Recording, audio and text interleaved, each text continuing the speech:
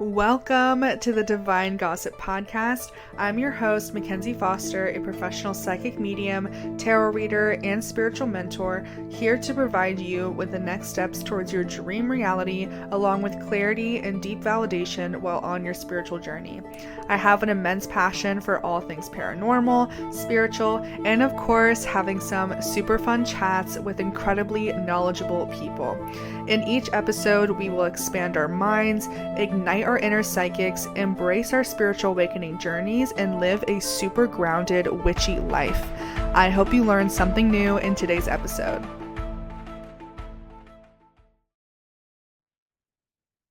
Okay, I need to just not put this off anymore and just press record because I keep thinking I have to prepare so hard to do this when obviously I feel, well, maybe it's not obvious, but I feel like I show up best when I'm this is probably not good, but I feel like I show up best when I am the least prepared. So immediately, if you're watching on video, you'll know I look like a homeless person and or houseless. I don't know if I'm gonna get canceled for saying that. That's because I don't want to get all dressed up for this podcast episode. It's not me. That's not who I am, and I'm not trying to be I'm one of those girls that is too cool for makeup. No, I've actually been doing my makeup. I have makeup on. The lighting just sucks. I'm trying my best here. I'm actually not. I could be doing better. Um, but what the fuck am I saying? Yeah, I didn't really want to dress up for this episode because I wanted it to be more chill because it's not structured at all. I didn't make an outline for this episode. I have no idea what's about to come out of my mouth. Hopefully nothing bad. I have a lemon lime poppy with me. I have a ginormous iced coffee. And I have my water. Okay. So I have no idea how long we're gonna be here. I'm probably gonna have to let my cat out soon because although he loves to hang out with me, he doesn't like when the door is closed, even though he'll probably stay in here even if it was open. So I don't know what that's about. But anyway, hopefully y'all can hear me good. I didn't even test the mic. I mean, I did, but not on Zoom, and I'm recording on Zoom. Yeah, we're showing up in a snuggie today. I did paint my nails today. They're a bit messy, but look how fucking long my nails are now. That's what happens after you get out of a toxic relationship. Your nails actually start growing. Isn't that crazy? Isn't that crazy? So yeah, obviously the title of this episode, if I'm not mistaken, we're on episode 23. This is going to be episode 23. Um so that's cool. And so yeah, if I'm not mistaken, I'm just going to double check myself. Because in my notes, this is episode 23. Let's see. Let's see. 22. Yep, 23. So this is 23. How fun. Um, it's going to be called, I'm doing this new thing where I'm calling the episodes gossiping about because it's divine gossip, and I thought that was really cute. Um, I feel like I got that idea from Giggly Squad. I don't know if you guys listen to that podcast, but it's basically Paige DeSorbo and Hannah Berner.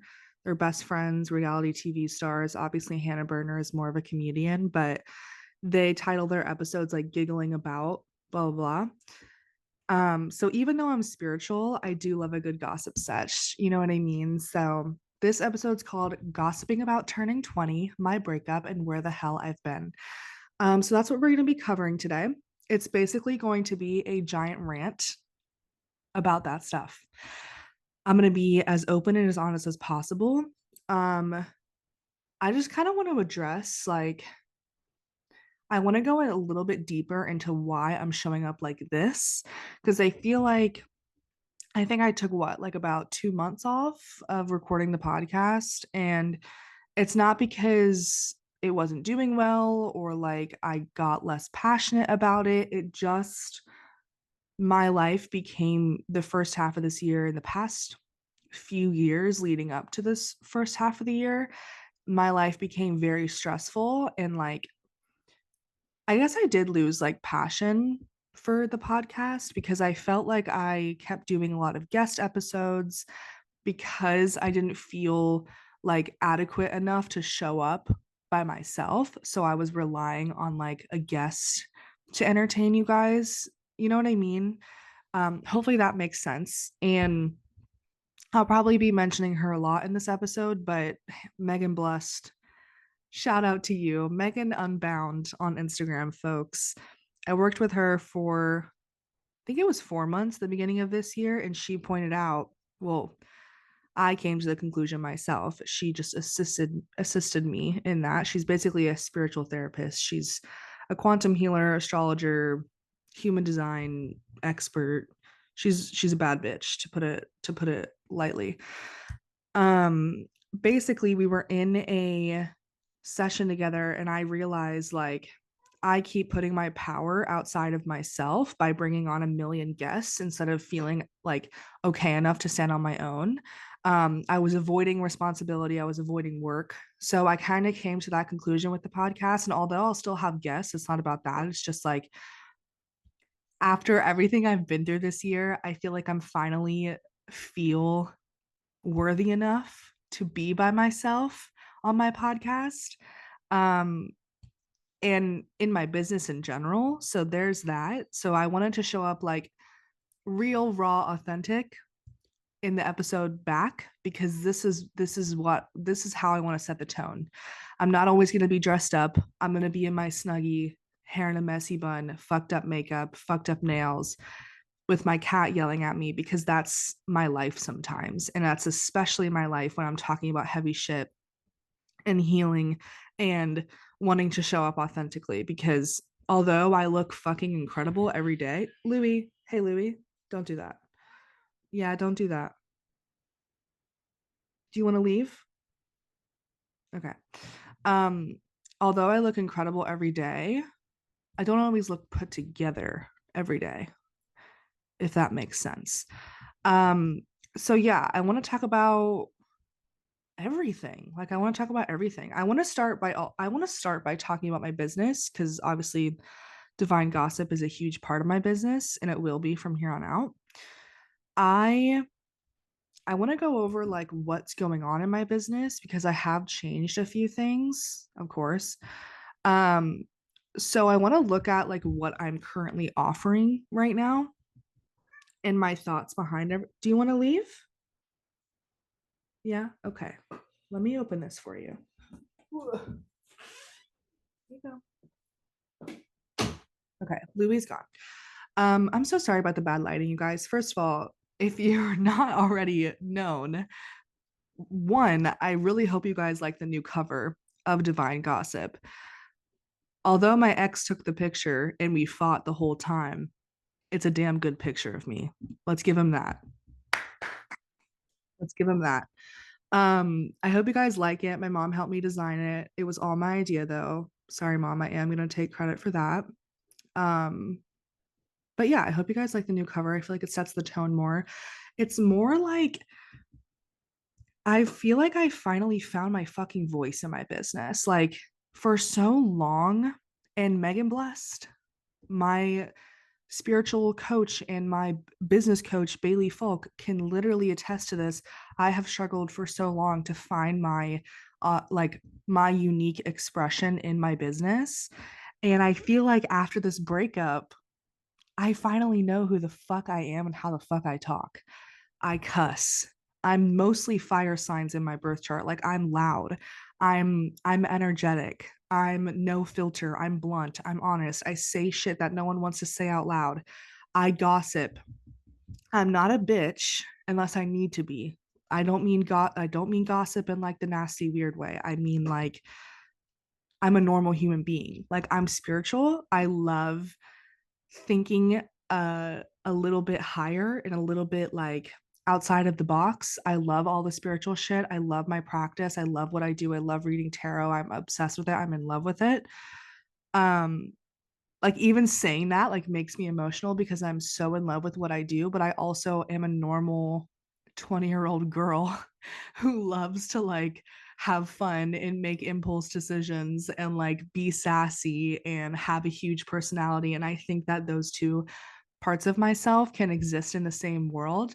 I'm in college. I I date around. Like I'm a normal girl, you know, and although I have the kind of like abnormal side of me, I wanted it both of me to be expressed in my business. And Divine Gossip's new cover is less good girl because I'm not a good girl. I'm not picture perfect, easy beasy, easy breezy, beautiful, like innocent girl.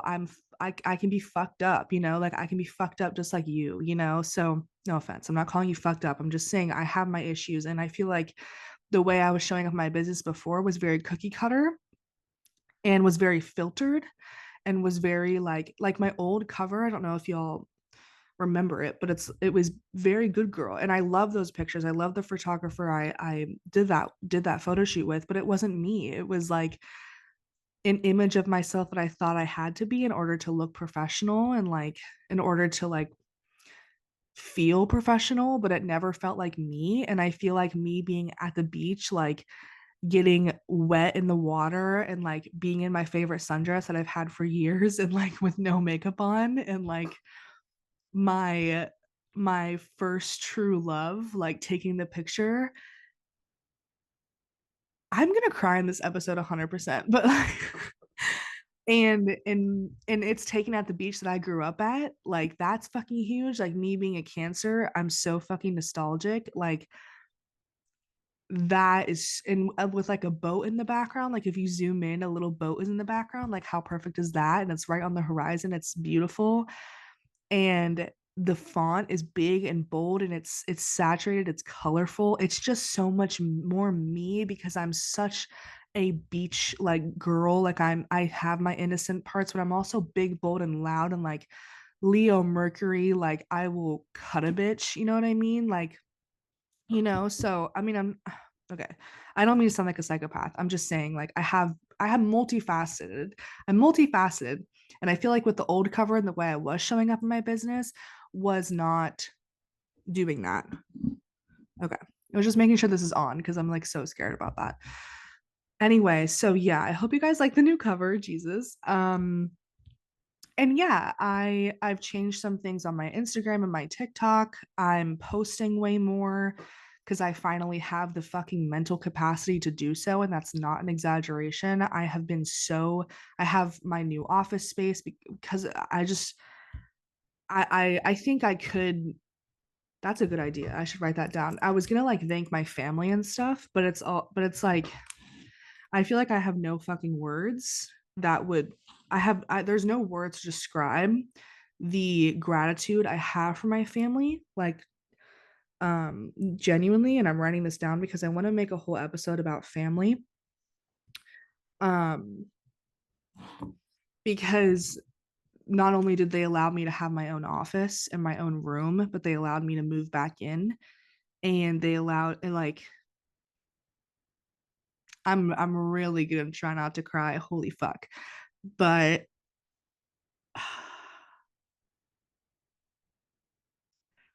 yeah, I don't know. I'm in this new office and it's all set up, and I still am using the same mic. I'm obviously not in the best like setting and lighting and shit. I have a bunch of equipment over here that y'all can't see, that I am still working on setting it up because now that I moved, it's all fucked up again. So I have to like restart everything, which is fine. But yeah, I'm still working on the podcast setting, but I that was another reason I was putting this off, is because I thought I needed to show up like professional as fuck when like I'm not professional at all. So it's like I needed to stop overthinking showing up on this podcast and just show up how I am and where I'm at and meet you guys where I'm at. You know what I mean? So hopefully I'll get that podcast equipment set up soon, but I'm trying not to put too much pressure on myself because when I do that, nothing gets done. You know what I mean? So yeah, what the fuck was I saying? So yeah, I'm in this new podcast setting, in this new desk area. I'm like, I'm so grateful. It's insane. And if I think about it too hard, I will start sobbing. So I will be doing a full episode on just breaking down like family stuff, like being spiritual and having family issues. I just want to touch on everything regarding family. because I have a lot of experience with my family, good and bad, and supportive and not supportive regarding being spiritual, but also just I kind of want to make an episode dedicated to my mom and to my stepdad and all of them who have supported me, and my dad. Excuse me. So anyway, and I'm saying that because I don't want to take up too much time of this episode explaining how, and I'm sure I will talk about it later, explaining how privileged and how grateful and how provided for and supported I am. I mean, I literally I've been through such shitty situations and have and they've experienced it with me, and they still, like, I could kill someone and they'd be like, "We love you." Like, it's just they're incredible. So yeah, I have a new office space that I'm fucking in love with, and I've been so motivated because I'm finally in a peaceful environment with more time on my hands because I'm not taking care of a man child and trying to grow up too fast, which we'll get into. we'll get into. Um, but yeah, I have more like mental capacity. My mental health is getting so much better day by day. And I feel very, very, very motivated and determined. And I haven't felt that way in a really long time. So I'm posting more on social media. I updated my profile picture. I updated my highlight covers. I'm talking differently on my social media. And it's interesting because after I obviously took a break from social media going through this breakup, but so I turned 20 July 8th, and then I broke up with my ex. Um, I broke up with my ex July 20th.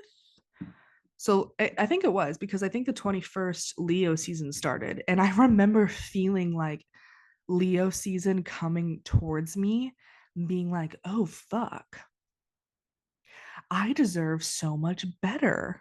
Like, I started gaining so much confidence when Leo season was starting. And I swear to God, that that moment was probably the strongest moment I've ever watched myself live through. Like, I did that. Like, I left a shitty situation because I finally had the confidence and the strength to do so. And it was just interesting timing with Leo season starting. So anyway, after I broke up with him, I took like 2 weeks off of social media. Um, and I tried to just, I moved back in. I got back on my feet financially, mentally, emotionally, um, spiritually, physically, and I'll cover all that. But in those 2 weeks regarding business, I really found my voice, and I found that it was a subconscious, something that I was not aware of, a sensor that I had on, a filter that I had on this whole time of, you need to follow this format when you post. You need to post this many times a day. You need to say this, this, and this in your posts. You need to, I was relying, this is so embarrassing to say, but I was relying on ChatGPT for like almost every post because I didn't even trust myself or feel confident enough to show up with my own words. In this relationship that I was in, it maybe, and a lot of it was the relationship, but it was also just everything else going on in my life too. Just like with family, the relationship was that I was in was the core of why I lost my voice. But it was just like I forgot. I forgot. I literally, it was erased from my mind how fucking intelligent I am.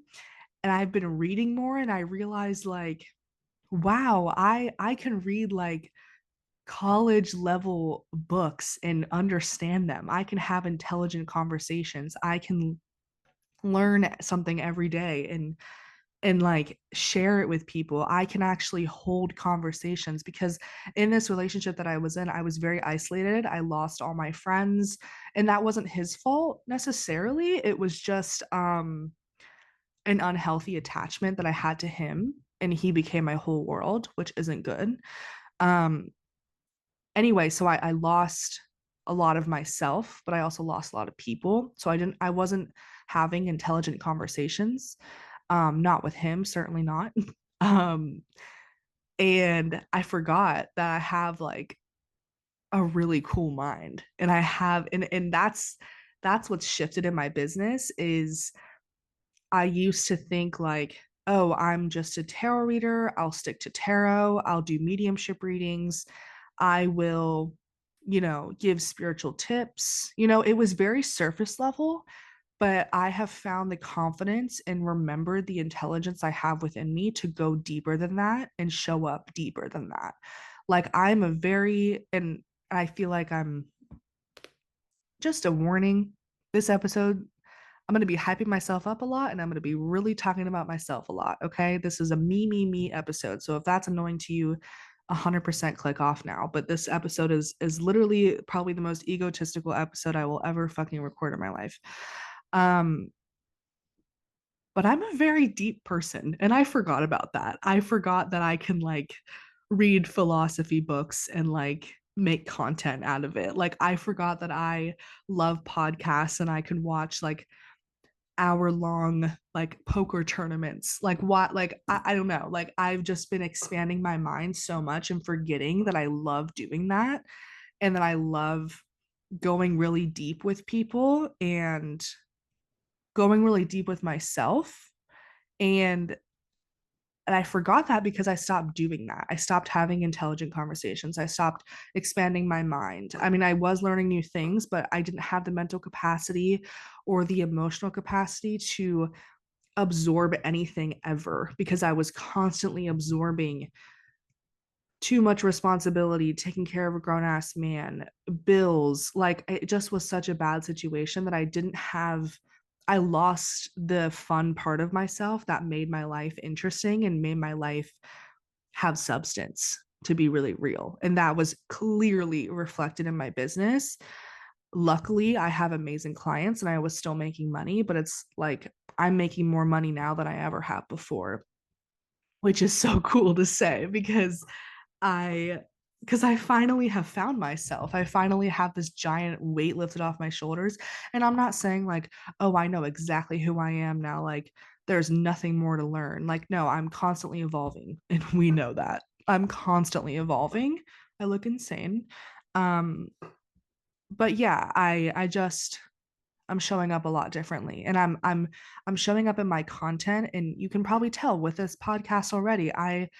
I'm way more unfiltered. I made a post the other day about how having anxiety and manifestation, like it's hard to manifest, not it's hard, but it was basically, if you have anxiety, that doesn't mean you can't manifest like everyone else. And I literally made that post in 5 seconds because it was all of my words just like spewed out into like a pretty carousel post on Instagram. Like I've never been able to make posts like that until now, because I finally found my voice.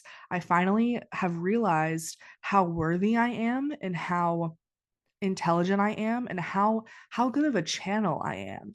Like I can literally just spew out information and it can relate to hundreds of people. Like I've had new clients from that post. Like everything that my business coach has been saying is possible is finally happening because I finally have the like I've been showing up how I need to show up finally. Does that make, hopefully that makes sense. I don't know. I just, anyway, so I feel like I could talk about that forever. But I just want to go over kind of what the Mackenzie Collective is currently made out of.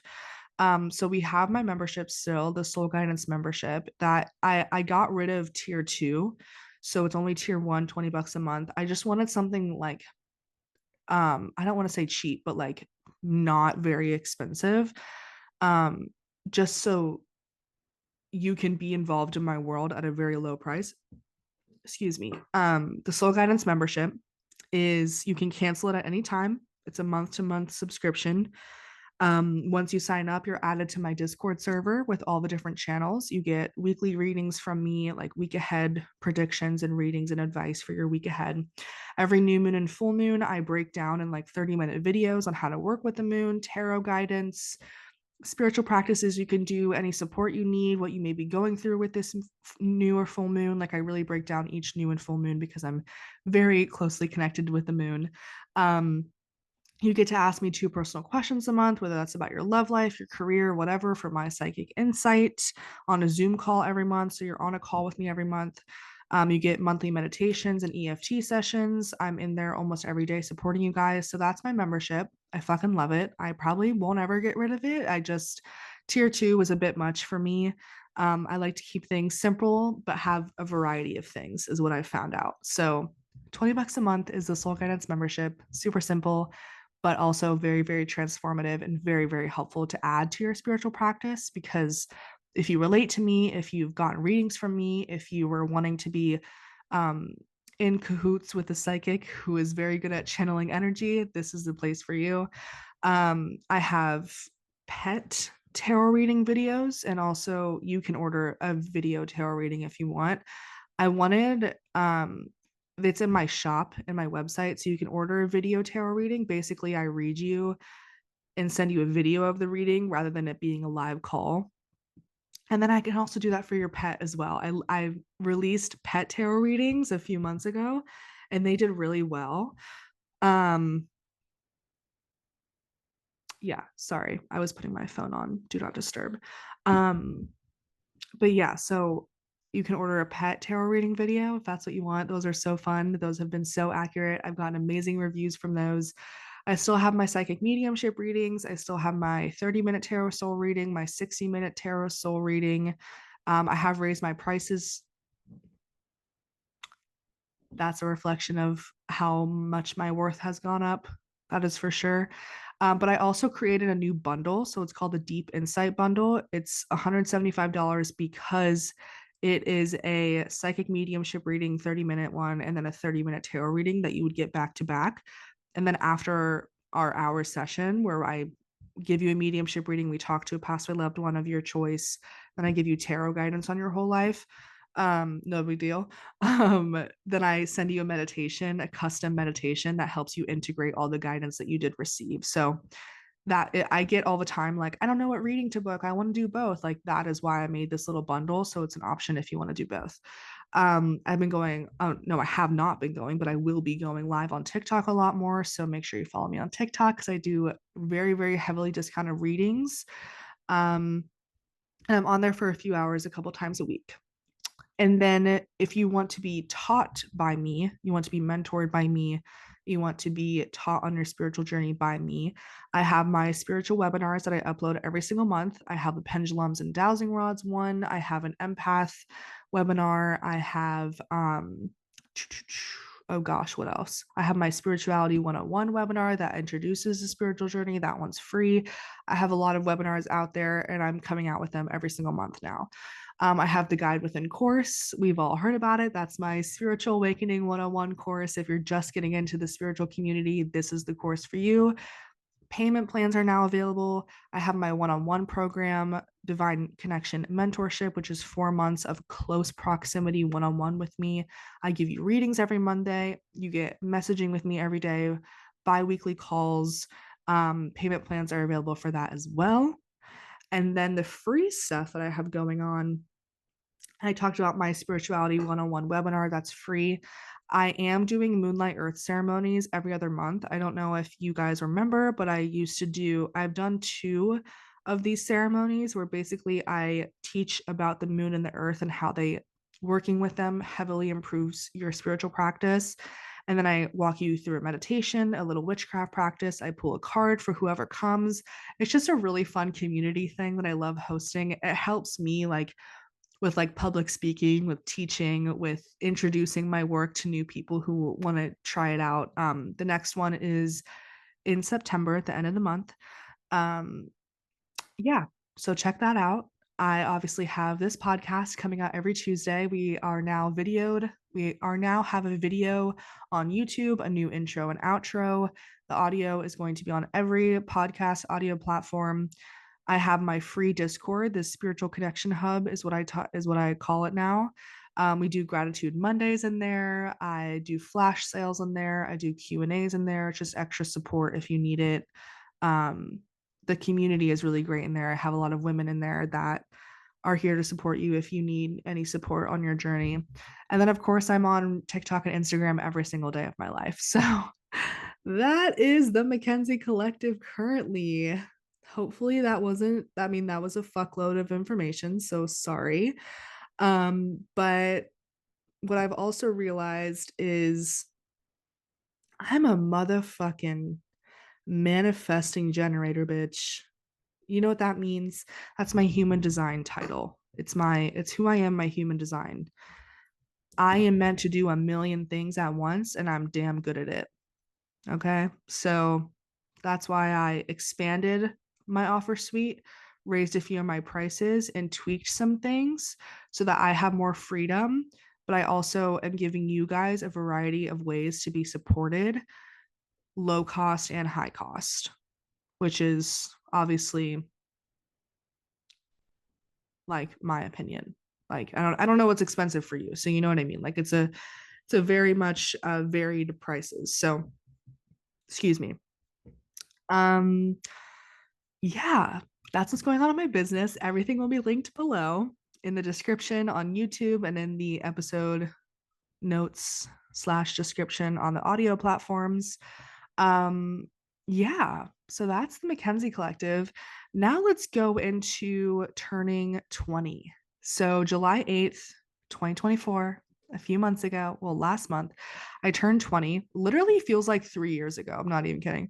I turned 20, and I know that may be surprising for you all. Every time I say, oh, I'm 20, people are like, oh my God, I thought you were like way older. I hear that every single day of my life. Um, yes, I was 16 when I started this business.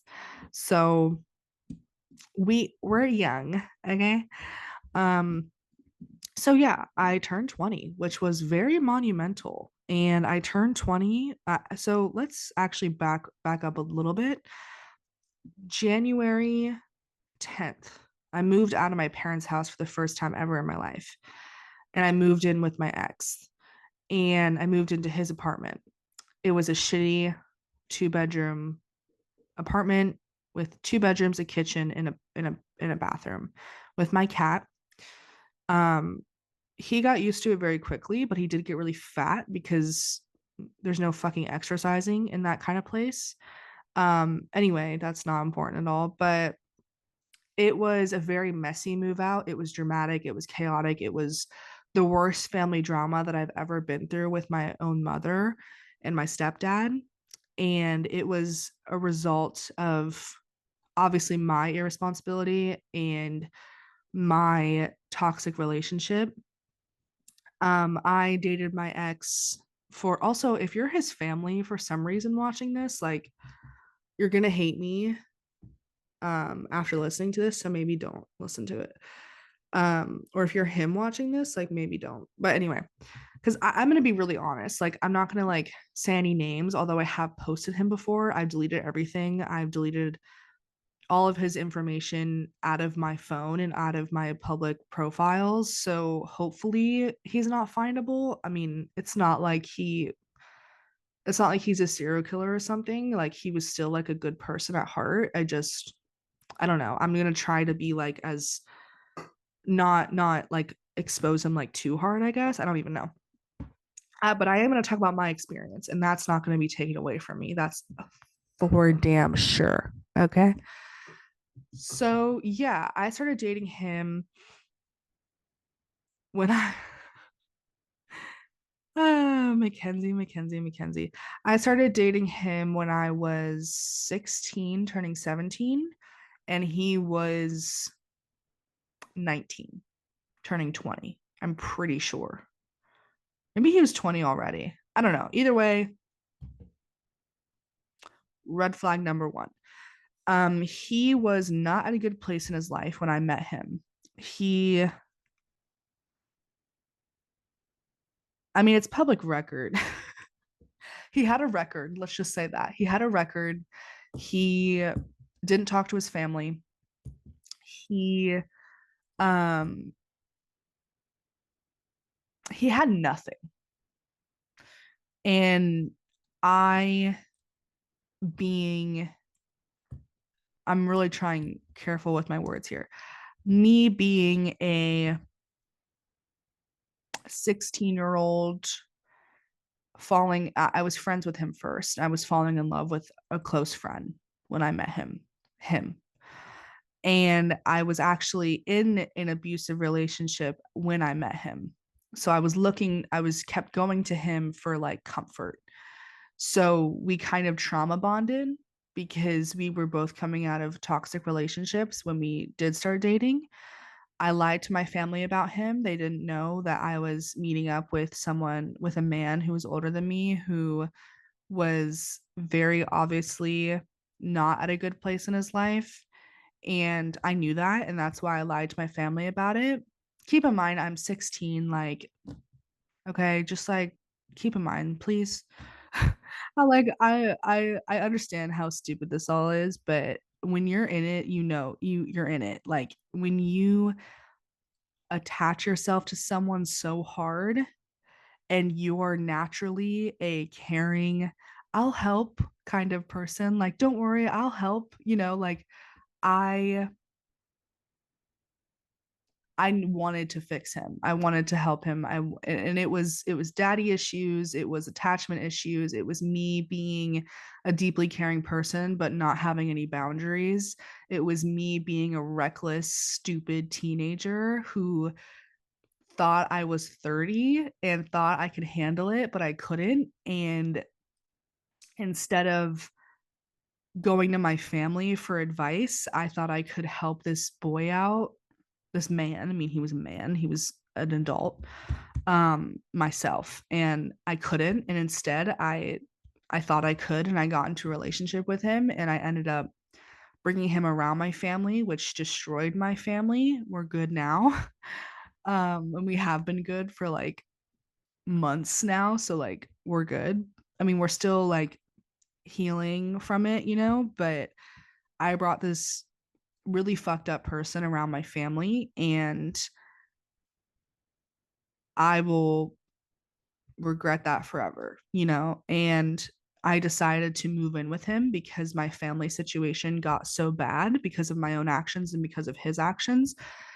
I decided to say fuck it and move out because I've always also been, and I feel like I've said this on the podcast before, where I grew up being like, when I'm 18, I'm moving out because I've been so fucking independent for so long. Like I hate living with my parents. I fucking love it, but I would much rather not need help. And that's like my own hyper independence wound. And I've said this all to them. Like there's nothing they don't know, now. Anyway, I want to give more context to the moving out thing because not only was like the family situation bad because of the relationship I was in, but I also just wanted to move out for so long. I was like, you know what? I'm miserable here because I was making it miserable, to be honest, because I thought I was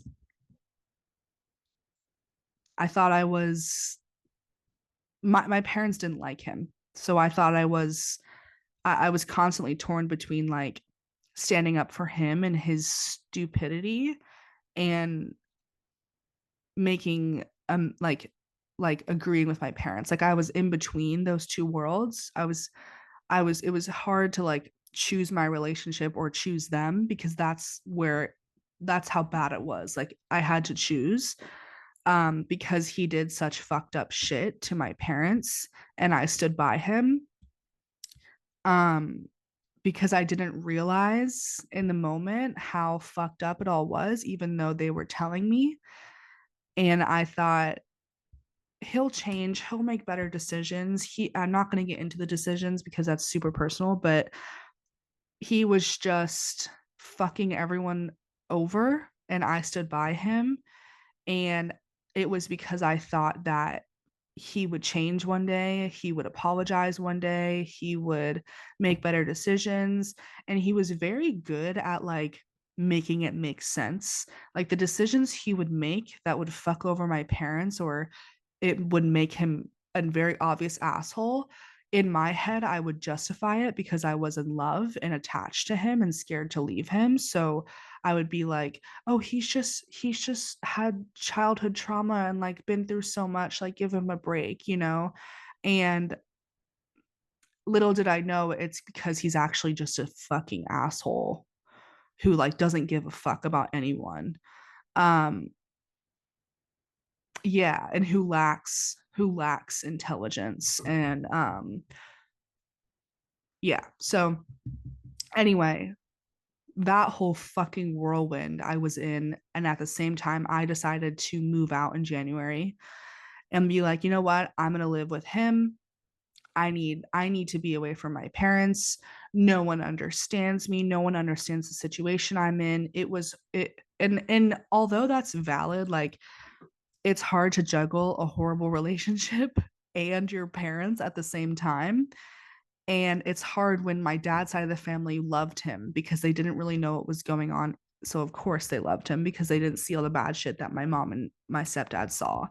So it's so complicated, and I'm so sorry if this is not making any sense. But I just was caught in between a man I was in love with and who I would do anything for and stand by no matter what because I thought that was love. I thought that being in love meant you stood by someone who was shitty because I'm loyal and because I never give up on someone and because I think he'll change and I give people second chances, but it's not my responsibility to stick with someone who treats everyone like shit. Like it's not my responsibility to wait around and hope for him to change. And I didn't realize until a few months ago. Um so I'm here like, you know what?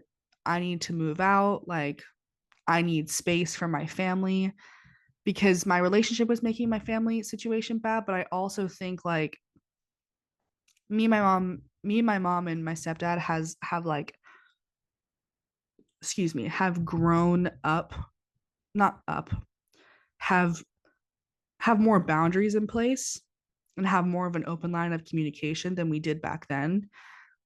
And that's my fault. Like growing up, I obviously didn't tell my parents everything, like with my relationship, but obviously, like I was a teenager, I was rebellious, I was hiding stuff and doing stupid shit, you know, like nothing like extremely bad, but like just doing teenager shit. And I took that to the extreme when I started dating my ex.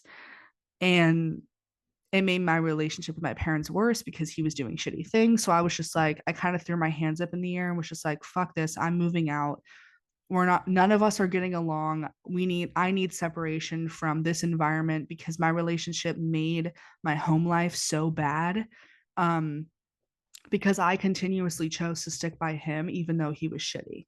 So I also don't want to be like, I'm taking a lot of responsibility because I was 18, 19, and now 20 in the relationship too. So I was an adult. Although I was really young and I didn't understand what was happening at the time, clearly, I still made really poor decisions. So, like, I'm going to take responsibility for kind of bringing someone in my life and in my to my family's life that was not good for anyone around us. Um, but yeah, anyway, I just needed space. So I moved out and our relationship became we were doing really well, and then I think it became too much responsibility for him. Like it was almost like it's not even that we were spending too much time together. Like yes, that was a factor, but it was like he started to put a lot of pressure on himself to take care of me when that's not really what I wanted. Like it was too much responsibility for us. Like I wasn't ready to move out. I wasn't ready to live with my boyfriend. I wasn't ready to be on my own. I needed my parents still. And although like my mom although my relationship with my parents has evolved so fucking hard and it needed to, I needed that time away. I wasn't ready to be on my own with a guy like that. You know what I mean? Like, it would have been different if I moved in with like a friend. Like, I feel like I would have survived then. But I moved in with a guy who was extremely incompetent, you know what I mean? And was like, I had to solve every problem. I had to financially, mentally, emotionally be the rock, you know? And he did a lot. He did a lot, but he wasn't ready for that either, clearly. And I think over time we got fucking sick of each other because basically what the relationship turned into was every single week he would have like mental breakdowns, um and be very abusive to me emotionally, mentally, verbally, um almost physically, but he would like stop himself, if you know what I mean. So it got very scary. He had a lot of mental health issues that he wasn't willing to take care of. So it became one of those relationships where I was living with a man who didn't have emotional intelligence, didn't wasn't evolved mentally and emotionally whatsoever. He didn't take care of himself physically. Like, hygiene was not really a thing. He didn't go to therapy. He would get high every single day, um, all day. He was, which is like, weed is fine, but like if you're miserable every day and you're smoking weed, it's like pick a struggle, you know what I mean? Like, deal with your shit and then you can get high. Because he was very obviously like using weed as like a way to escape reality. Um, yeah, so it just became me begging him to like grow up, and I don't have time for that. Like a event like, I gave him so many chances to like treat me better and to like go to therapy and like deal with the shit that like I always made the effort to evolve my mental and emotional state, but he didn't. He stayed stagnant. And if you know anything about me, I cannot be held down by a dead fucking weight. If you're not going to improve yourself and want to be a better person every single day, and you're going to treat me like shit while you stay stagnant, we're good.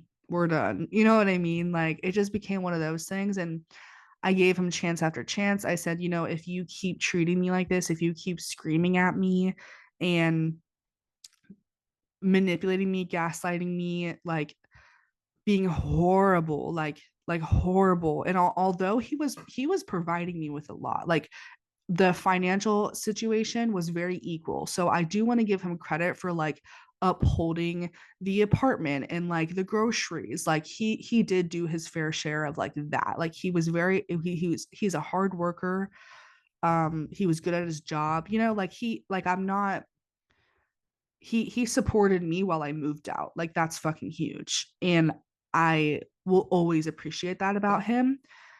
But that's kind of like, that's it. Like, everything else was horrible and was withering me down slowly.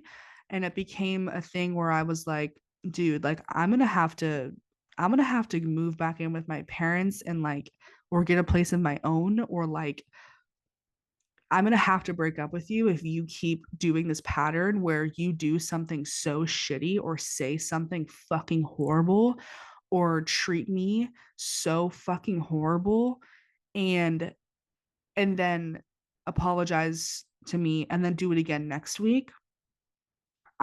He was very like controlling and possessive. Like, I could never go out with my friends for too long. I could never like um I couldn't really spend time with my parents without him talking shit about my parents. Like, it was just a very nasty and negative attitude lingering around me at all times.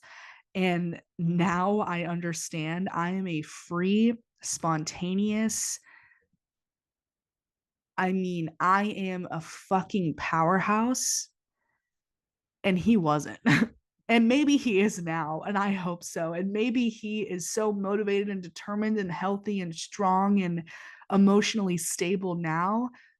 Fuck yeah, dude. But he was not that with me, and I couldn't handle it anymore.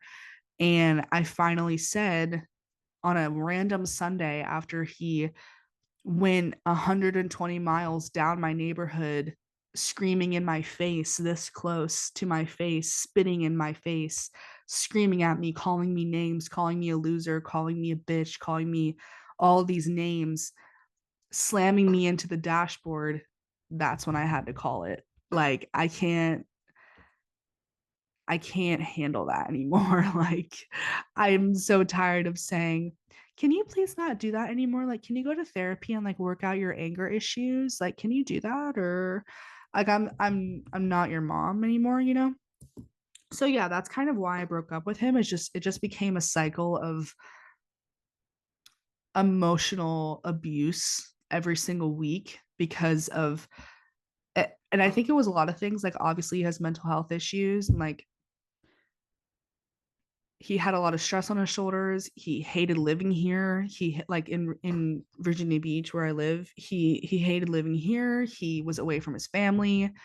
He There was a lot going on with him that he avoided for so long while he dated me, and I feel like that pent up frustration and unresolved mental health issues and trauma was constantly put on me. So if I did something mildly annoying, or if I had an attitude, or if I was being a normal 19-year-old girl um who didn't know what the fuck she was doing either, it would cause a blow up fight.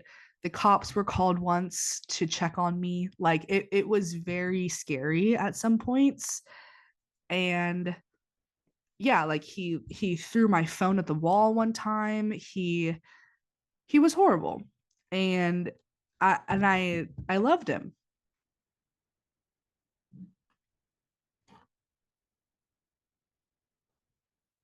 It's cool.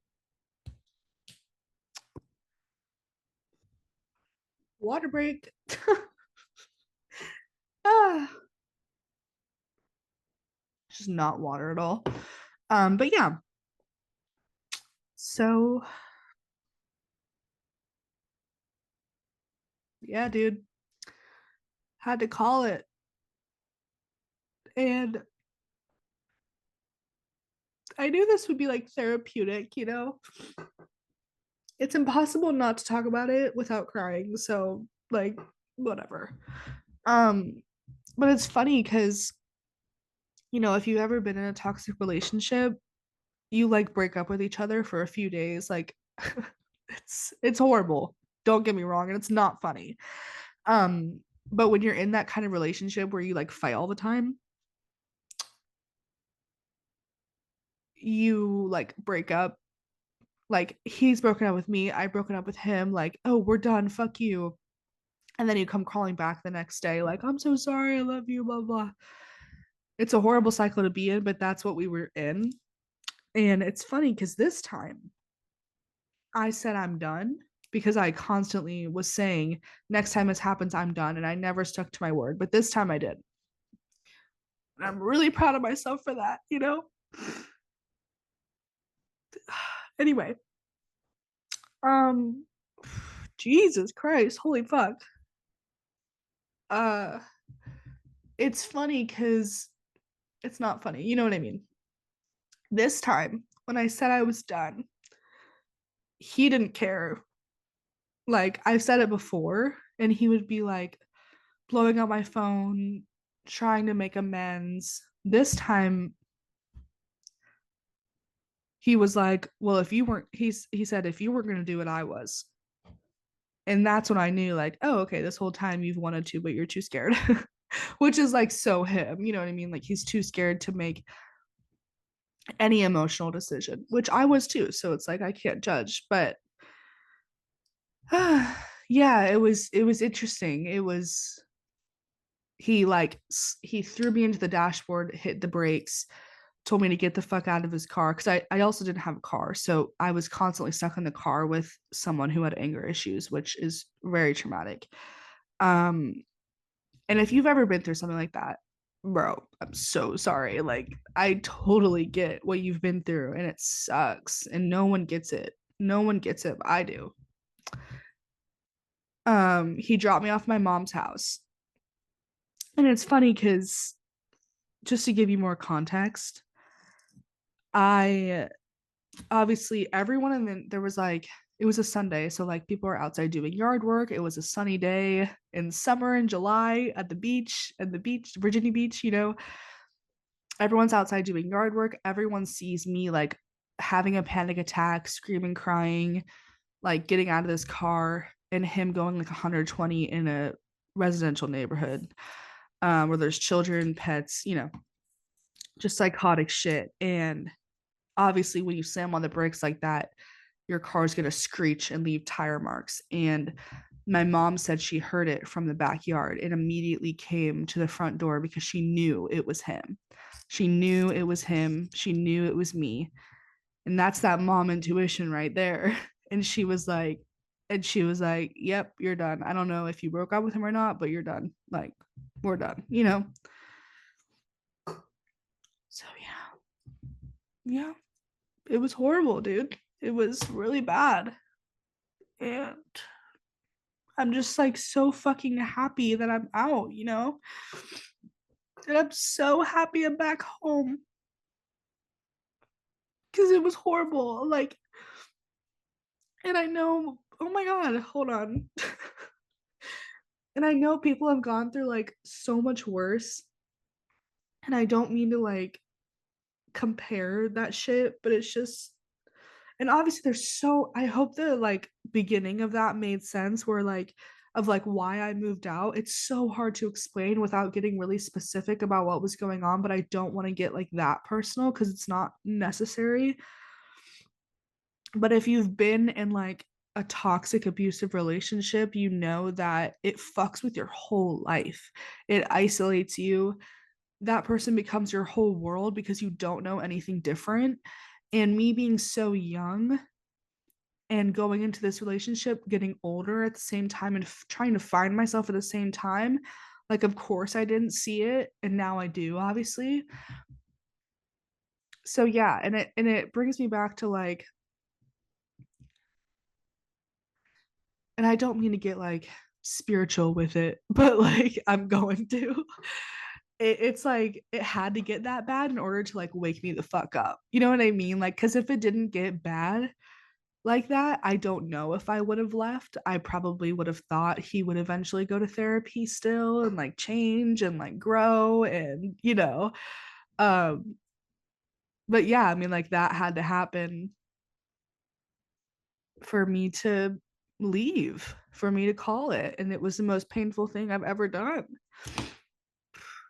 So, yeah, that's kind of what happened. And I started off by saying I turned 20. So, let's get back to that. Um, yeah, I turned 20 July 8th. And that kind of sucked because, like,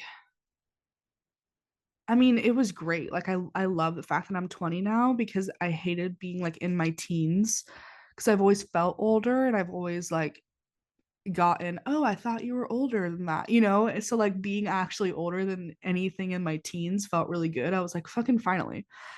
Um, even though I feel like 40,000 years old. But anyway, um, of course, my ex was like, I'm gonna take you to your favorite beach in OBX. I'll get you food, like I'll plan out this whole day.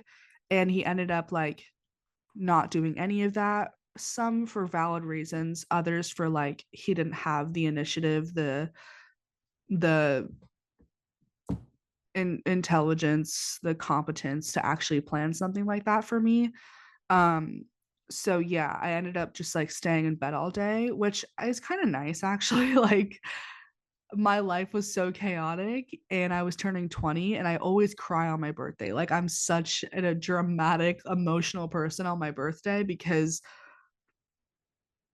I think very like deeply about it. Like I'm like, oh my God, another year around the sun. Like I'll never be this age again. Like it's just very, it's a very monumental day to me. I don't know. Like a lot of people don't care about their birthdays. I care about my birthday a lot. Like I this is my first time I'm turning 20. Like that's crazy. Like you only turn one your age once. You know what I mean? Like I just think that's so cool. Anyway, so I actually liked that I took the day to just process that I'm heading into a new decade of my life. And I do feel like that day I was it where it almost totally hit me that I was like, yeah, I'm definitely not going to be in this relationship forever. Um my intuition was screaming at me the whole time and I knew it. I was just choosing to like ignore it basically. I my gut the whole relationship and my whole birthday was like, yeah, he's not going to change.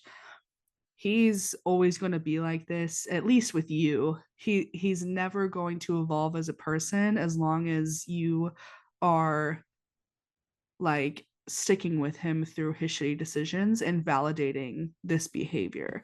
So I think obviously he needed to not be in a relationship with me either.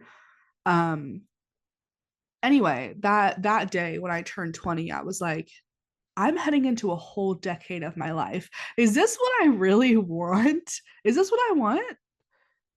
Do I want him the rest of my life? Like, let's be really real for a second. And the answer was no. The answer was always no. I started to really think about like, I only turned 20 once, and I'm spending it with someone who is withering me down, who's wearing me down. What? When I could be on top of the fucking world, thriving and not being held down anymore by the stress of being on my own or being in a relationship that's like so mentally emotionally taxing. And I think what it is like I'm a very emotional person, obviously, but I'm very like a deep feeling person. So if I'm in love with someone and they're struggling mentally, so am I. And I've changed that. Like that's what I've also learned throughout all this, and I really want to touch on this is the amount of attachment issues I had with him was extremely unhealthy.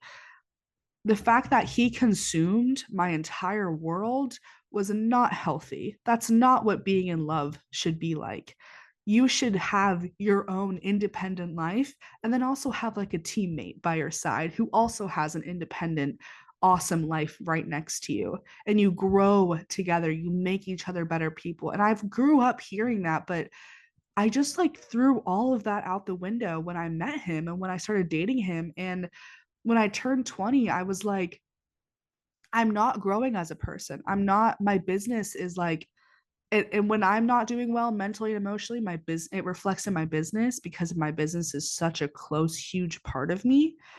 Um, this episode's going to be so long. Holy fuck. But yeah, it was like turning 20 being like, wait, what the fuck am I doing actually?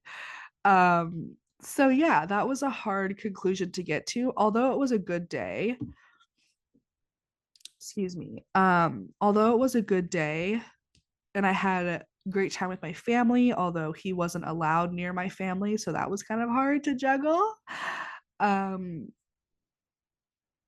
I I had a good day and it was more of just like processing where I'm at in life and where I want to go. And less than 2 weeks later, I made a monumental decision in my life that was certainly the best decision for me. Um, yeah. So that's what turning 20 was like. I feel very good turning 20. I feel like I am making progress getting my degree. My business is growing. I am improving my physical health and I'm improving my obviously my mental and emotional health. I I've learned I've learned so much. So much. Um which is so cool. Oh, sorry. Yeah, so any whoosies, that's what I've been going through. And I want to talk about like what my life has been after the breakup. So obviously when I moved out of his apartment, I moved back in with my mom and stepdad. because they're amazing and they are exactly what I needed. Um, so yeah, I moved back in here and my entire community of people, because I do have a community of people and I forgot that when I was in this relationship, but I have a whole community of people that have welcomed me back with open arms. And I want to say this loud and fucking clear. The minute I broke up with him, all I heard around me was, wow, I was wondering when you were going to do that. Finally. Oh, you did finally. Oh, good, good. Yeah, we always knew it wasn't going to last. Yeah, he was dragging you down. Yeah, he wasn't the best. You could do better. All I've heard, all I've heard, all I've heard from every single family member, from every single friend, from every single stranger who's been watching me from the sidelines, from my mentors and coaches, from like that's all I've heard. And it's cool to actually to hear that. I mean, of course it's a little hurtful, not because of them, but just because I was like, damn, I should have done this sooner. Doesn't matter though. That's just the human brain of me trying to whatever. But it was really cool to hear because I was like, okay, good, I did make the right decision. You agree. Cool, cool, cool. So yeah. Anyway, yeah, I was welcomed back with open arms, being and everyone was like, oh my God, we're so glad you're back. Holy fuck. And I've been having so much fun. I Here's where the fun part. Let's change the subject. Let's reset a little bit because I want to get into I wish the lighting was better. These social clips are gonna suck. Um lighting wise.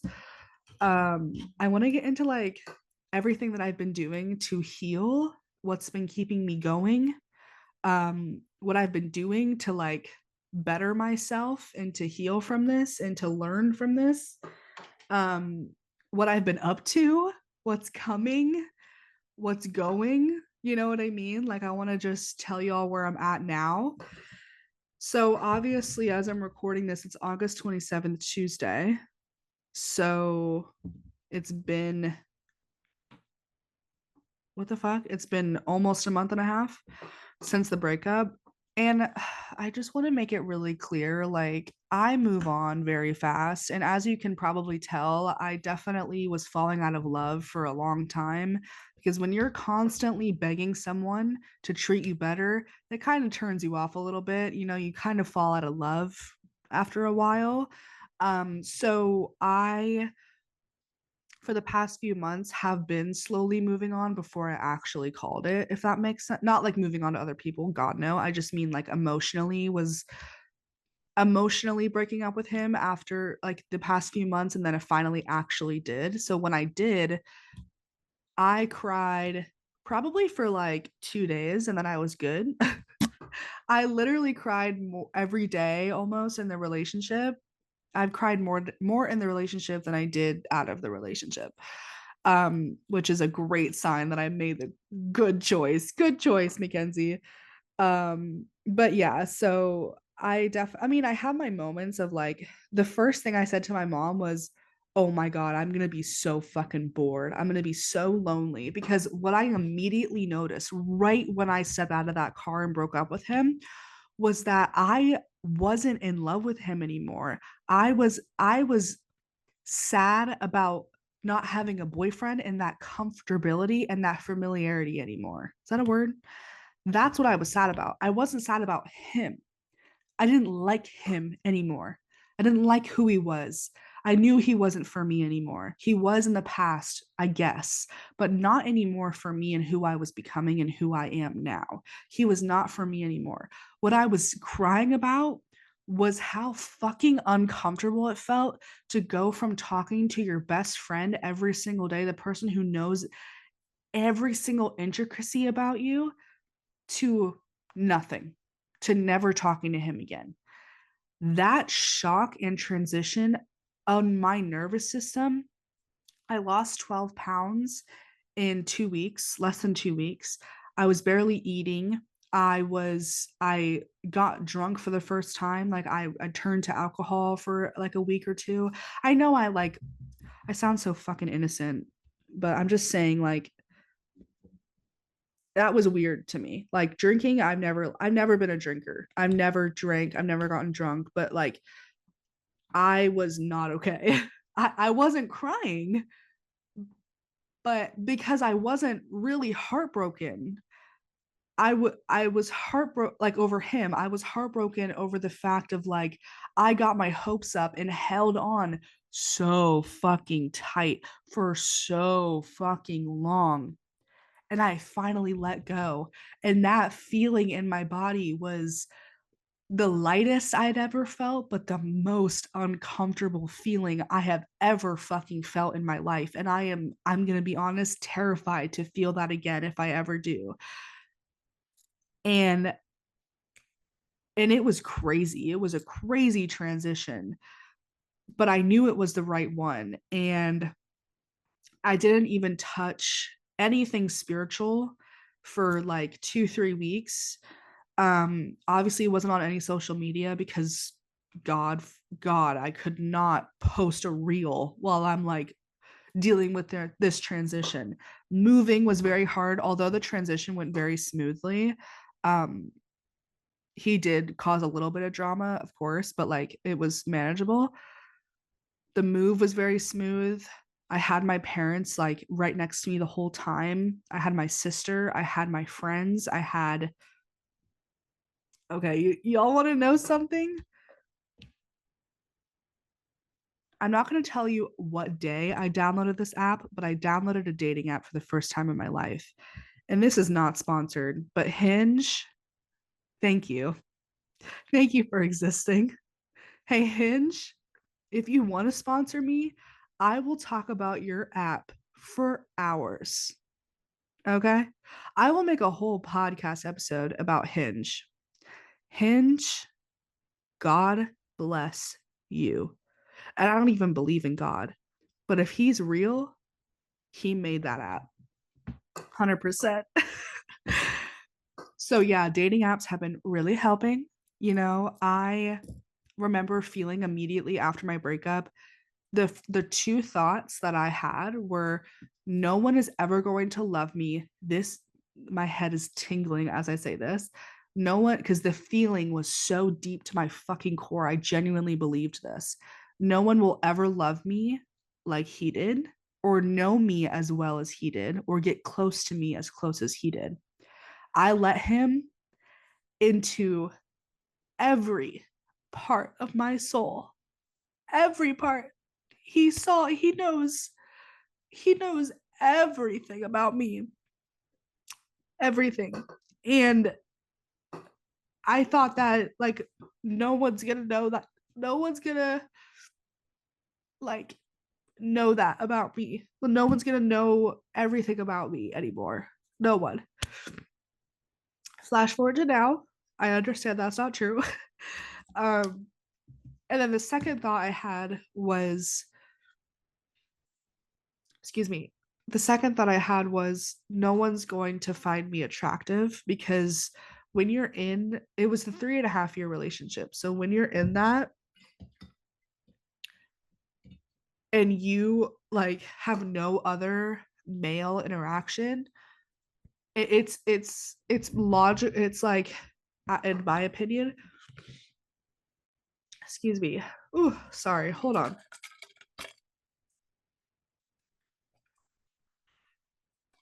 In my opinion, it's pretty valid to think that like only he will find you attractive the rest of your life because that's all you've ever known for 3.5 years. So your brain is like used to thinking that way of like only him, only sex with him, only compliments from him, only touching from him, only because that's what you do in a committed relationship.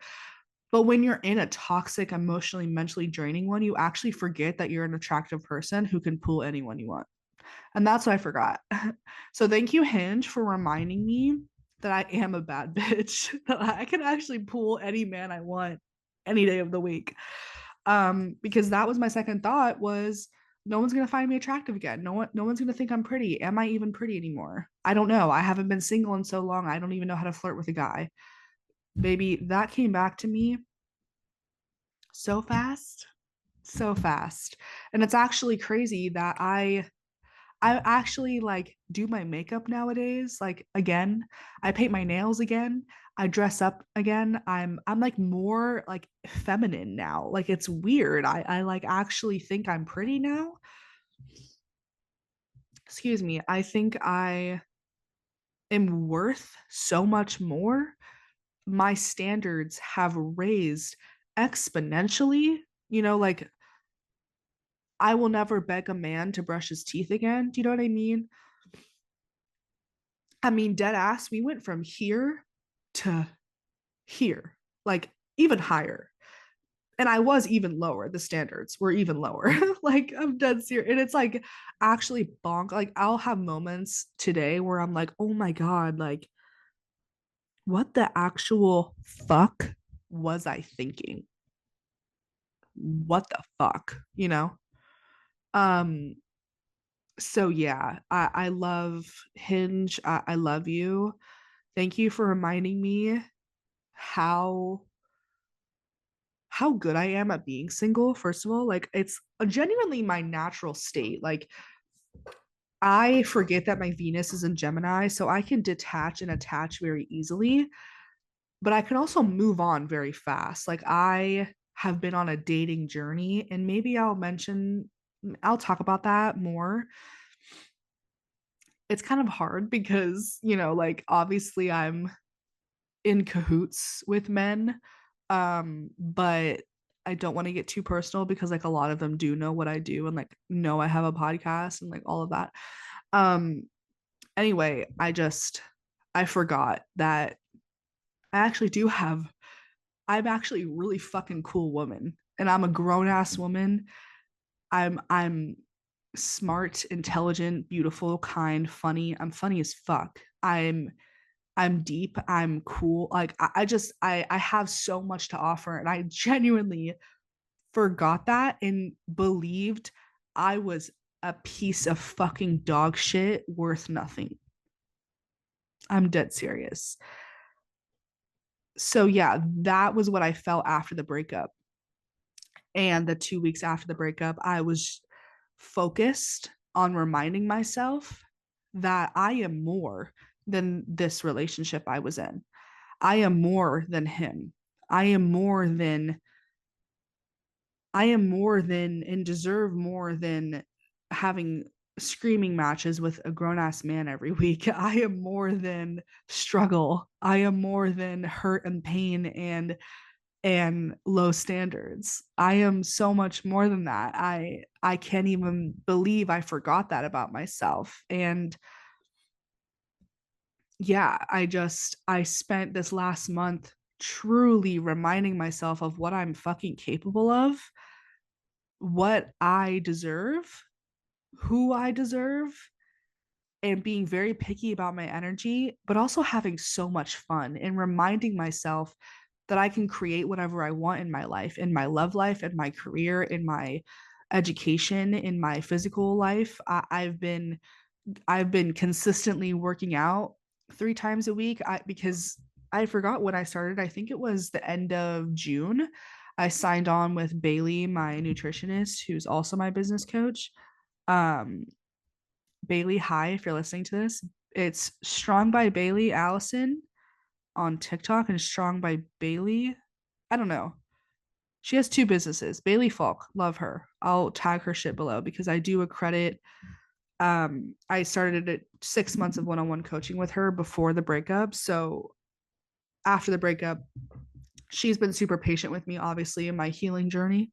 But having her by my side, reminding me of my physical health needs and my nutrition and my workouts, my food, making sure I'm eating enough because for 2 weeks I did not eat. Like I lost weight in a very unhealthy way. I was taking care of myself, but I wasn't eating correctly at all because I was full of so much anxiety from the big shock to my nervous system that I was going through, right? So having Bailey by my side anchoring me into my health journey again was is really cool. And I'm obviously still in one-on-one with her. So I've been working out, I've been eating enough, I've been like I have like abs forming. Like it's really cool. Like my arms are sore from my lifting weights yesterday. Like I'm focusing on my physical health like I've always wanted to do. And I'm so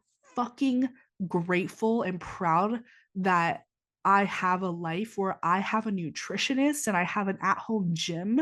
Like, what the fuck is my life? Like, I am so utterly grateful that I live in this reality where I can focus on my physical health. Like, how fucking lucky am I? And I want to acknowledge that. Like the shit I am saying it is not like this is this is very a lot of privilege that I hold and I understand that and I am grateful that I went through a shitty relationship and still was able to come back and like live in a resort. You know what I mean? And like be supported while I'm like figuring out my life at 20 years old by a badass family, by my nutritionist, by everyone around me and all of my resources. You know, like I realize that not everyone has that advantage when they get out of shitty situations like that. And I want to acknowledge how fucking cool that is. And I will always acknowledge that. I could write a 40-page essay about that. And I honestly might. I've been really debating on doing that, like just writing a letter to everyone who like supported me through this. Yeah, anyway. So I realize that when I say my nutritionist, I understand that's very like fucking cool and how rare that people get to just live this life that I live in, being so supported and taken care of. Like I get that. But yeah, I've been really focusing on my physical health. I'm like growing new muscles that I never even thought like I had.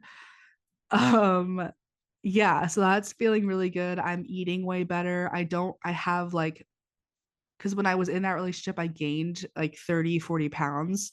When I met him, I was the skinniest I'd ever been, also not in a healthy way. Obviously, if my mental health was that bad that I thought that he was the one for me, you know what I mean? Um, but yeah, I gained like 40 pounds when I was with him.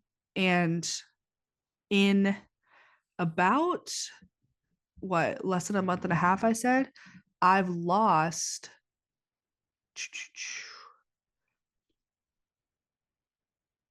how much weight have I lost? For then so about 13 pounds, I would say, which is a lot. I gained back some of the weight that I unhealthily lost just because I actually started eating again, which is good. Um, but literally just from like going on walks and like going to the gym and eating really healthy food and focusing on protein and like drinking enough water and focusing on my body first, like making sure I feel good and like putting myself first has resulted in my body changing for the better and for better health. So that's really fucking cool.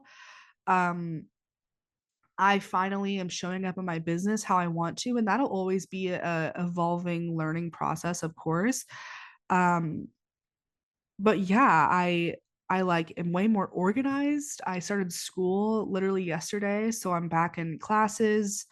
I changed my major from business management to marketing and psychology, which is feels way more aligned. My mom owns a marketing company, so I've been around it for years. I feel comfortable in marketing. It's still a cool subject to me, and obviously psychology, like of course I'm gonna do psychology. So like what I'm learning feels more aligned with me. I feel really good and like my dating life is fun and active and healthy. And I mean, I have made some impulse decisions and I have made some questionable ones. And yes, I will tell that story because now that I'm single, I want to like talk more about my dating stories and like what I've learned and how I'm healing and growing and how my expectations and standards have changed as a woman, a single woman who got out of multiple toxic relationships in the past and who's forging a new love life path for herself. Like I'm very excited to get into all that. So yeah, it just, my life is definitely looking up, and I don't really have hard days anymore, but I do have hard moments where it hits me and I'm like, damn, like I really went through all that. Okay, cool. Like great. That feels amazing. So yeah, I have hard moments, but it's like it's getting way better. My mental health is getting way better. Thank you for everyone who like checked on me too. If you didn't, it's fine. I'm not holding it against you. Or am I? I don't know. I want to go through these TikToks that I've saved. Hold on. Okay. I don't know if y'all would be able to hear this, but as I was going through this breakup, obviously I was on my phone a lot, just distracting myself, and was on TikTok. And I was also listening to a lot of podcasts about girls who have been through the same thing. So I just was like comforting myself by seeing different perspectives of people who have been through similar situations. So I saved a lot of TikToks that like really resonated with my opinions around what I've been through. And one of the ones is by, they are at the yoga couple on TikTok, which I've seen multiple of their TikToks before, but basically they're reacting to like a relationship red flag of like a scenario between a man and a woman in a relationship where the man deflects taking accountability by shifting the focus off of them into focusing on like one word the woman said, and exact definitions and fact checking, which is something I experienced a lot. And I want to like shift the episode focus into what has been helping me. And TikTok has been huge. And obviously managing screen time at the same time, because I do think being on TikTok for a long period of time and a lot is definitely unhealthy, but it's a really good app for literally like feeling so validated and reassured that you're not fucking crazy and that people actually do understand what you went through. So I just want to, TikTok is the number, not number one, but number one on the itemized list of things that have been helping me through this phase of my life. So anyway, this is what I went through a lot in the relationship I was in, where I would bring up something that he did that I fucking hate and feel like horrible about. And he would argue and defend himself instead of like actually reflecting and being like, damn, maybe I do that. Maybe I should stop. He would focus on one word that I said and focus on the exact definition of something that I said, or like fact check me instead of, okay, here's what the caption says. Do not fall for the bait of arguing about word choice, exact definitions, or fact checking. Instead, bring light to this being a deflection from the original topic. So I would bring up a topic and he would deflect it onto something like so irrelevant in order to like not take accountability.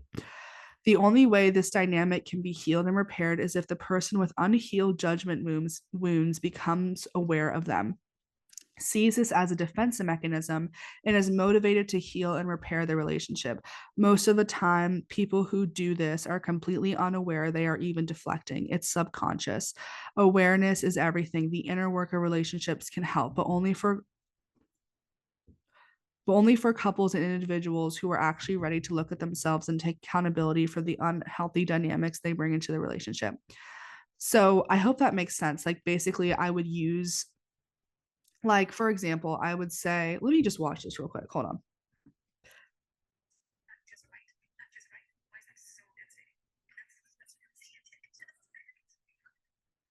Okay, yeah. So basically, she was like, what you did was really devastating, like, to me. Like, that really hurt my feelings. And instead of acknowledging that he hurt her feelings, he goes, well, devastating is a really dramatic word. Like, devastating means I did something, blah, blah, blah. It's like, dude, did you not just hear what I said? Like, I'm just being dramatic and using a different word. Like, that's not the point. So it's like a man will cling on to one word that you said and make that the whole topic of conversation, when originally the point of the conversation was to point out something that hurt your feelings that he did. And it's a way a man like deflects accountability off of himself in order to avoid what really needs to be talked about. Does that make sense? So that's what I dealt with a lot. And that just is like emotional immaturity, communication issues, unhealed patterns that, so that's number one. Um, oh my God, I need something. Oh, it's so hot in here. Probably because I'm wearing a giant Snuggie. Okay. And what's also been helping is women who are posting on TikTok, like their experiences in relationships like this. So this TikTok is a video of, sorry, I'm like so snotty after crying. This TikTok is a video from this girl at only.carls, Carls. And it's a video that she secretly recorded of her boyfriend like screaming at her, being very, very abusive. And it says, POV, you believed the I'm going to change every time until it was too late. That's what happened to me. Like, that was very validating to hear, because it was like every time they have these insane breakdowns at you, it always ends with hours later, I'm so sorry, that was crazy, I'm gonna change, I'm gonna go to therapy, like, I'm so sorry for treating you like this, you deserve better, like, I'm horrible for you, like, all of these things. And you're like, oh, it's okay. And you believe it every time. And then it takes sometimes someone else, like my stepdad and my mom, or like, dude, he does this like every week, like, this is a pattern, like, when are you going to end this pattern? It's not going to change. And I finally understood that day he got really bad, and it was almost too late. Like, I could have gotten injured, I could have gotten killed, I could, like, not that he would kill me, but like driving recklessly in a car with me, like, that could end very tragically. So it was almost too late for me, you know what I mean? So, and then I also keep seeing this quote that has really put it into perspective for me. It was like, hopefully I saved it. Hold on. Let's see. Okay. I don't think I saved it, but basically it was a quote that was like, would you still stick with them? Okay. Hold on. I've gotta have saved this. Come on now. If it was like, if only if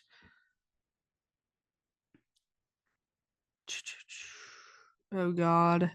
If it Oh God, I'm so sorry. Hold on. I need a minute. If you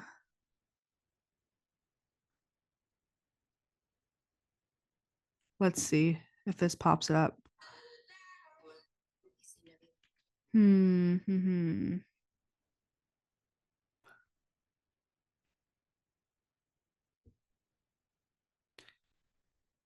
It was like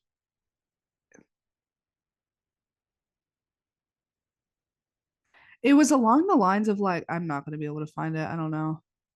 It was along the lines of like, if he couldn't talk, if he could not use any words, if he could not use any words and speak to you, would his actions alone be enough for you to stay with him?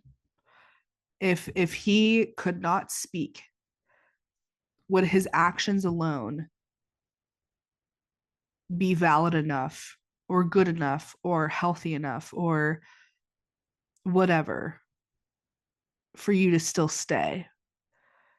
And if you take away his words, are the actions good enough still? Something along those lines.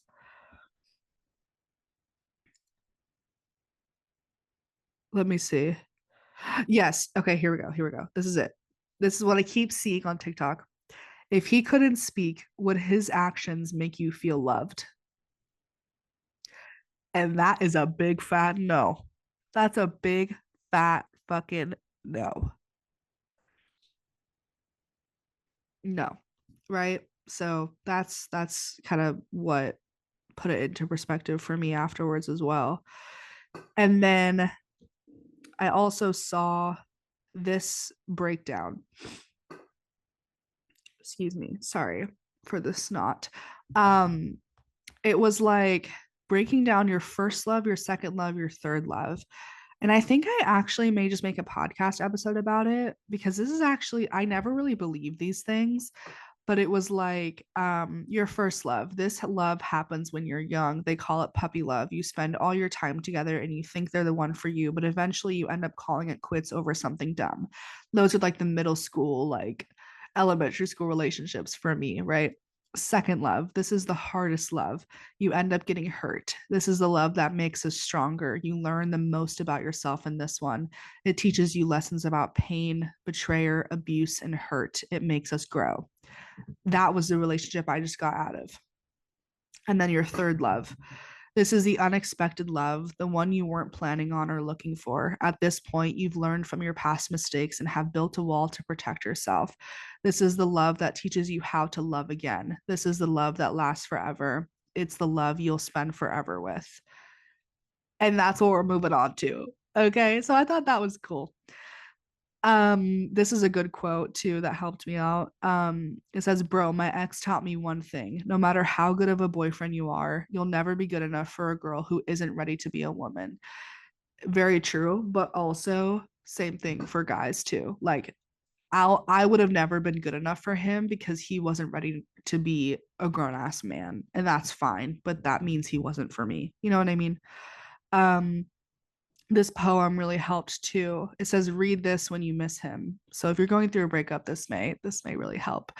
Um, it says, "Missing someone doesn't mean you made the wrong decision in letting go. It doesn't mean that deep down you're confused or unsure. It doesn't mean you're destined to be together or that your original feelings were misplaced. It means that what you had was real, that there was love and genuine connection and a bond that had made an impact. And that's okay. It makes sense that you would miss them. It makes sense that you would feel hurt and destroyed and sad. Healing doesn't happen overnight. It takes time to figure out how to navigate life without them, time to create a new routine and find different people to fill your circle. Don't run back just because you're feeling the heaviness of that hole. You let them go for a reason. The reason hasn't changed just because they're not in your life. You can't go back to what broke you. You can't sacrifice your sanity and self care for a momentary feeling of discomfort. This sadness will pass. The hurt will fade. New people will take their place, and someday soon your heart will feel full again. So when the longing gets heavy and you feel yourself thinking about going back, remember that it's okay to miss them. It's okay to wish things could have worked, and it's okay to keep walking. Damn, that fucking hit. um, this quote really helped too. Says, "Bro, maturing is realizing you got to be prepared to never speak to that person ever again and move on with your life, no matter how much it hurts or how deep the bond is." And I think that's where I get like really proud of myself too, is because like I was strong enough to do that. I was strong enough to never speak to him again and to move on with my life, no matter how deep this pain was or how close our bond was. I'm very proud of myself for that because there are people, and I get it. I'm not shaming you for this whatsoever, but there are people that let breakups like this ruin their whole life, ruin their mental health, send them into a deep dark hole of depression. And I would have gotten there, but I had the willpower, thank God, to move on no matter how bad it hurt. Um, and that's because of the people around me. That's because of the privilege I did have throughout this transition. That's because of my personality, I guess, too. So I don't know. That made me really proud of myself that I was able to do that. Um, so yeah, anyway, that's all the TikToks I saved just around this topic, but that has been really helping me like process is just finding relatable content. I also want to say music has been fucking huge. So I want to tell you guys some like songs that have been helping me process everything I've gone through these past few months. So I make a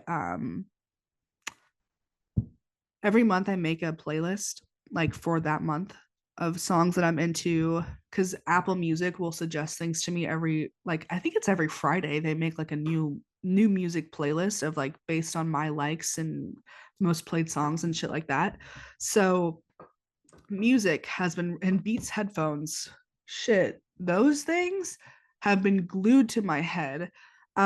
Because what it helps with is making my life feel fun again. Because when you go from being in such a chaotic environment, relationship, and such a chaotic life to having a genuinely healthy and peaceful life, you can kind of go a little crazy because your brain is so used to creating chaos and impulse decisions and like toxicity and drama because that's what you're used to. So, in order to kind of break that cycle, music has really helped because I can put on really chaotic music to kind of feed my brain that like fun energy without actually making my life chaotic. So I can listen to like really fun, like cool music and pretend I'm like a cool girl instead of actually making stupid decisions thinking that I'm a cool girl or like thinking I'm all grown up. Does that make sense?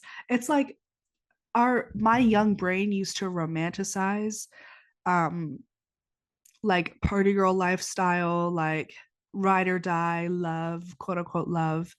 Um but now I can kind of like live that through music and understand that that's just like not realistic or healthy. Does that make sense? I hope I don't sound like fucking crazy.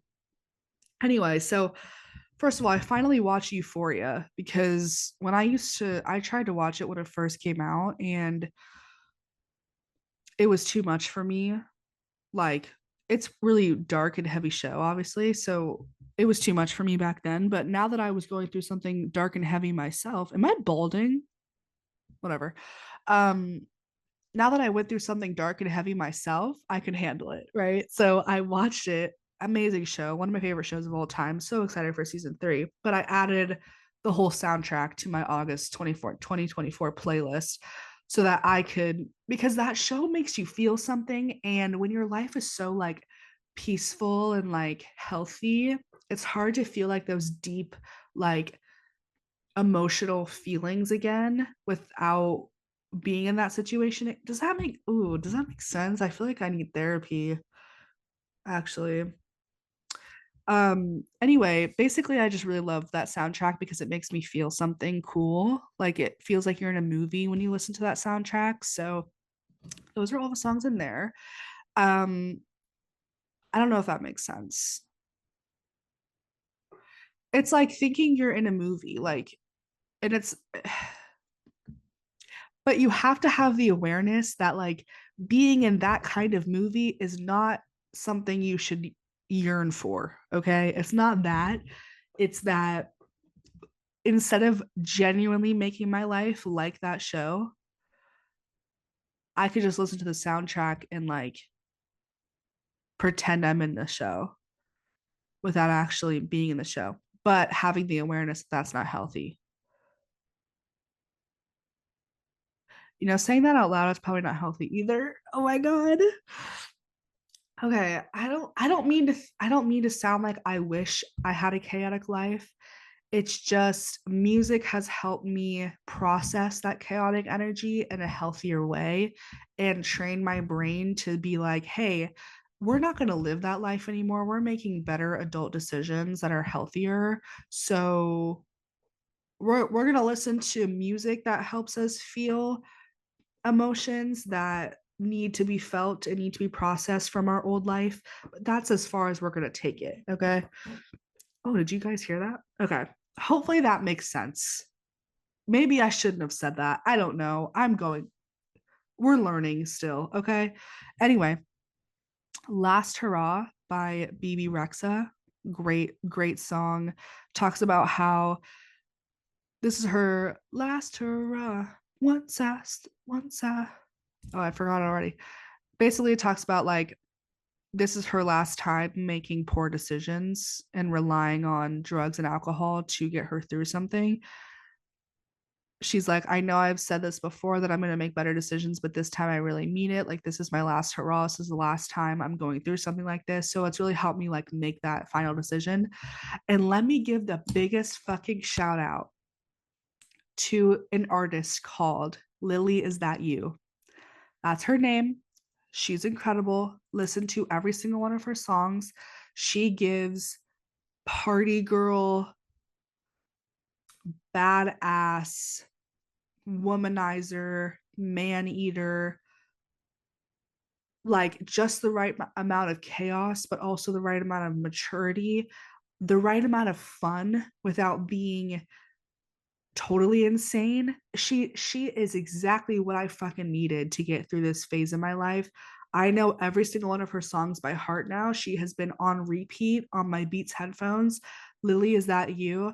I fucking love you. Thank you for existing. Thank you for creating music. Thank you for getting me through my breakup. Thank you for getting me through my single era. Like, you have genuinely created my reality in the coolest way possible, and I fucking am obsessed with you, and I like literally would do whatever you want. Okay. Also, another artist I love that like helps me like manifest and get into like my badass bitch energy is Isabel La Rosa. Fucking love her. Oh my god. Such good songs. Oh, Lex, Lexxe. I've always loved her music, but she came out with a new song, Disco Witch. So good. She's probably come out with more, but I haven't looked, but she's amazing. Bishop Briggs, she's amazing. She has very motivating music, like shit that like gets me motivated and determined and like off my ass and like doing stuff. It makes me feel really good about myself. I've also been listening to a lot of sad music, but I don't want to share that because that's not fun. Just if I have my sad moments, I'll put on like sad music and like turn all the lights off and just cry it out for like 10 minutes and then I'm good to go. So yeah. Anyway, those are some songs that have been helping. I hope I didn't scare you away when I said that. And I hope it didn't come off as like I need I I'm just still processing like going from a really chaotic toxic life to like a normal healthy life, and like music has been really helping me like feel the difference between impulsive, chaotic, unhealthy behavior to healthy but still fun behavior. Does that make sense? Because my younger brain equated impulse, chaotic, unhealthy decisions with fun. And like those two should not exist together. Like being in a romanticizing a toxic relationship and romanticizing drugs, alcohol, partying, being disconnected from yourself, emotional numbness is not fun. Like that is not what fun is. So yeah, music has been helping me so sorry. Music has been helping me differentiate those feelings and giving my brain what it needs when it needs it, but in a healthy way. And I don't mean to sound like I'm still feeding that chaos. Sometimes I just need to feel like I'm listening to moving music. Not music that's like telling me to like go snort coke or anything, but it's just more music that is deep and has a story behind it, because right now my life isn't very dramatic, which is good. Do you know what I mean? I hope that makes sense. Um so yeah, music, TikTok has been really helping focusing on my business and like creating again. Um Meeting new people through dating app Hinge, really good. Being with my family, um going to the gym, focusing on my physical health has been really nice. Listening to podcasts, learning has been really nice and helping me a lot. So yeah, I don't know. I think this is where I'm gonna end it. Hopefully this episode was helpful for you. Hopefully it all made sense. Hopefully it wasn't too fucking crazy. I obviously left out a lot, and I hope that doesn't take away from like the story, the things I went through. If you have any questions, please reach out. I also in the description, if you want have any questions you want answered or stories you want reacted to by me on the podcast, I have a Google form you can fill out if you want to be featured on the podcast anonymously, or you can leave your name. Um, yeah, like anything, anything. It's all going to be linked below. I love you all so much. Thank you for sticking with me through all of the amazing ups and devastating downs. Yeah, I'm sure I forgot to say a lot of stuff, but I have a really cool guest episode coming out next week. I have more solo episodes coming more than ever before. I have new podcast equipment being set up. I have a whole new voice and identity that I'm showing up with. I have a lot more to share about everything I've learned and everything I've been through and everything that I will continue to learn on my spiritual journey and everything I am practicing in my spiritual journey with witchcraft and mediumship and readings and mentorship and like all the cool shit that I still am so in love with. But yeah, that is all from me. I will see you next Tuesday. Yeah, bye. If you enjoyed today's episode, please make sure to rate and review Divine Gossip on whatever platform you listened in on. Head to the mackenziecollective.com to work with me further. If you have any questions or have any topics you want me to cover or any guests you want me to have on, please email all of that to info@themackenziecollective.com or go to the episode description to fill out my Google form. I love you. Thank you for listening. See you in the next episode.